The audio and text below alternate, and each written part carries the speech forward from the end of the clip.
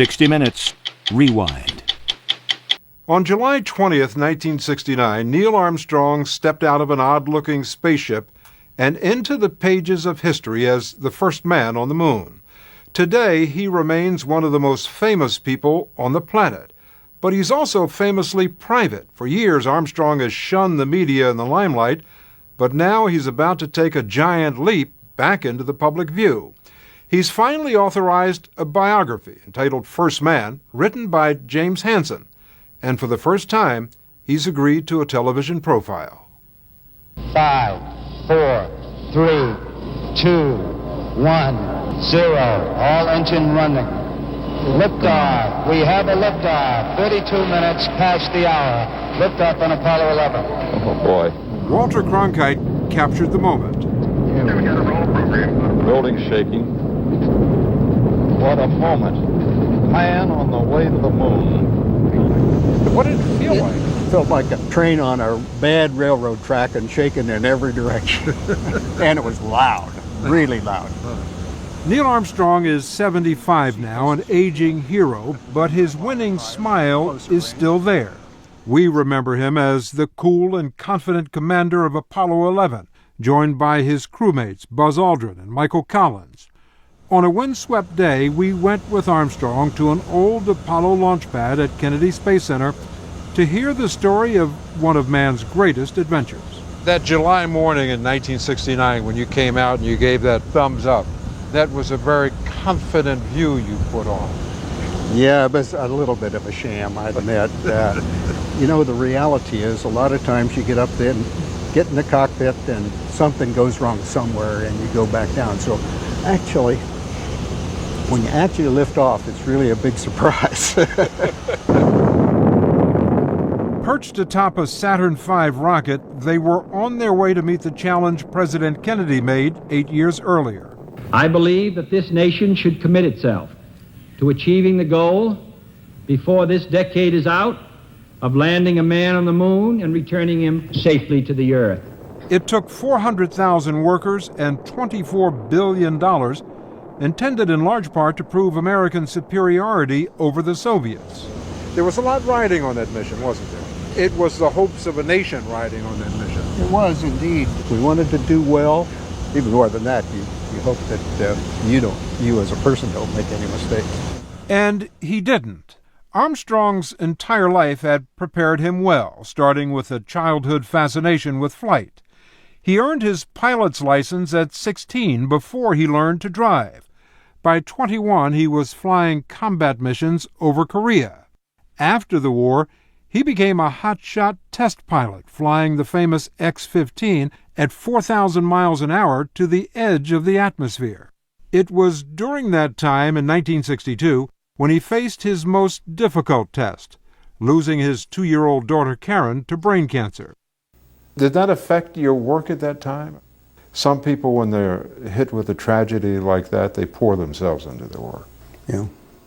It's difficult for me to know. I thought the best thing for me to do in that situation was to continue with my work, keep things as normal as I could, and try as hard as I could not to have it affect my ability to do useful things. But that's not an easy thing to do. How do you think you did?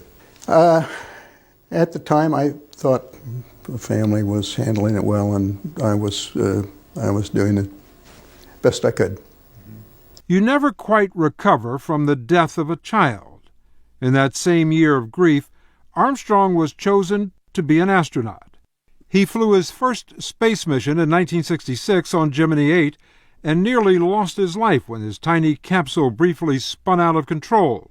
He cheated death again 2 years later while flying an experimental device designed to simulate a lunar landing.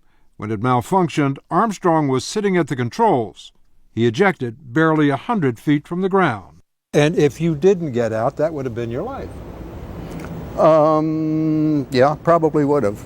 Yet somebody told me that after that happened, when it was all over, you went back to your office and sat down to do paperwork. That's true.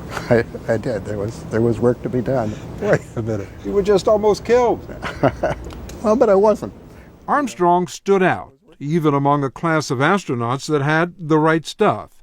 His depth of experience and nerves of steel earned him at age 38 the command of Apollo 11. The trip to the moon took 4 days. After achieving lunar orbit, Michael Collins would remain in the command module, while Neil Armstrong and Buzz Aldrin climbed into the lunar module, undocked, and began their descent. 00764. But the landing took an unexpected turn. The onboard guidance system was sending Armstrong and Aldrin right towards disaster. Our autopilot was taking us into a very large crater, about the size of a big football stadium, with steep slopes on the crater covered with very large rocks about the size of automobiles. That was not the kind of place I wanted to try to make the first landing. Armstrong overrode the autopilot and looked for a safe place to land, but the detour cost them precious fuel and they were about to run out. Please 200 feet, 4.5 down. A worldwide television audience of nearly 1 billion people was on the edge of their seats, and so was CBS's own Walter Cronkite. We couldn't resist reuniting the former anchorman with the former spaceman. There are things they can laugh about now, but at the time, those final seconds were almost unbearable. We were following the flight plan, and we suddenly realized that he'd made a detour, and we didn't know how long that detour was going to be.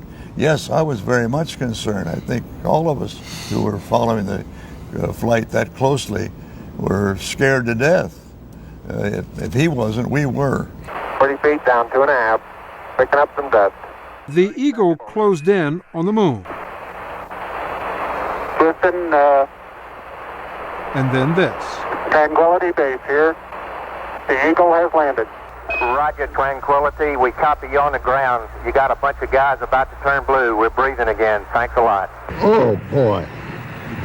Boy. Okay, we're going to be busy for a minute. Walter was breathing again, too, but barely.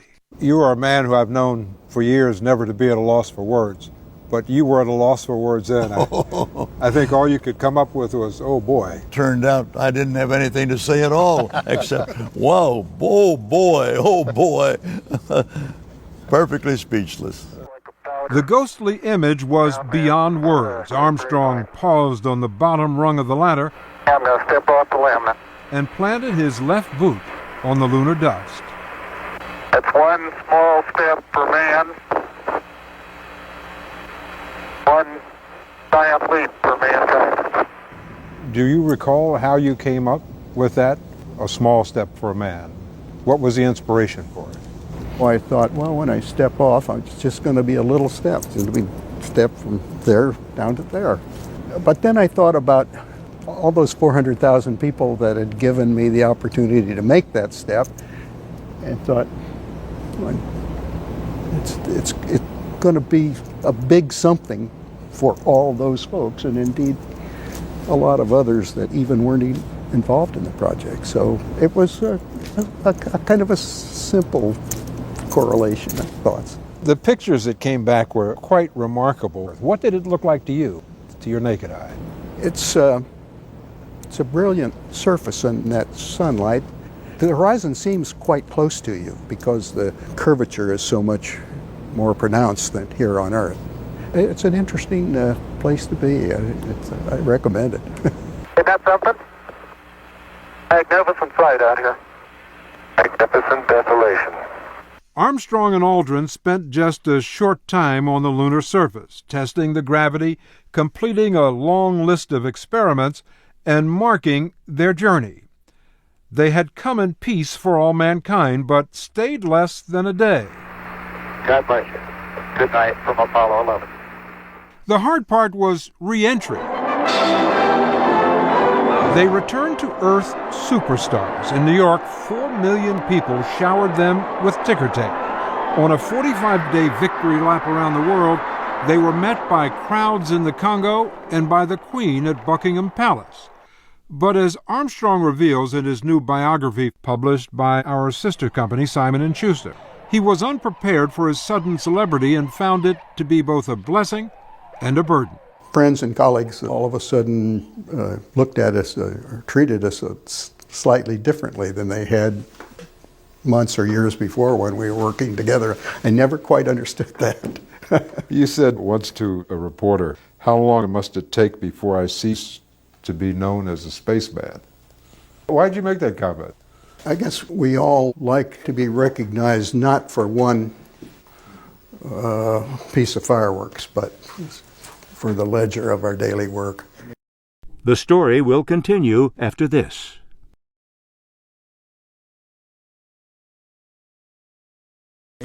Strolling around the Ohio farm where he was born, Armstrong is easy to talk to but hard to know. He can seem guarded, but above all, we were struck by his humility. You sometimes seem uncomfortable with your celebrity, that you'd rather not have all of this attention. No, I just don't deserve it. But look, how many people have walked on the moon? 12? You were the first. You were chosen to do that. That's special. Yeah, I wasn't chosen to be first. I was just chosen to command that flight. Circumstance put me in that particular role. That wasn't planned by anyone. After Apollo 11, Armstrong hung up his spacesuit and never felt the need for an encore. For 8 years, he taught engineering at the University of Cincinnati, surely their only professor who'd walked on the moon. In the midst of all your professional achievements, you managed to get married, to have a family. Was it a difficult balance for you to maintain, both sides of your life? The one thing I regret was that my work required an enormous amount of my time and a lot of travel, and I didn't get to spend the time I would have liked with my family as they were growing up. Armstrong has 2 sons with his wife of 38 years, Janet, who divorced him in 1994. He remarried several years ago. In the autumn of his life, he lives very much in the present, refusing to let his famous deed define him.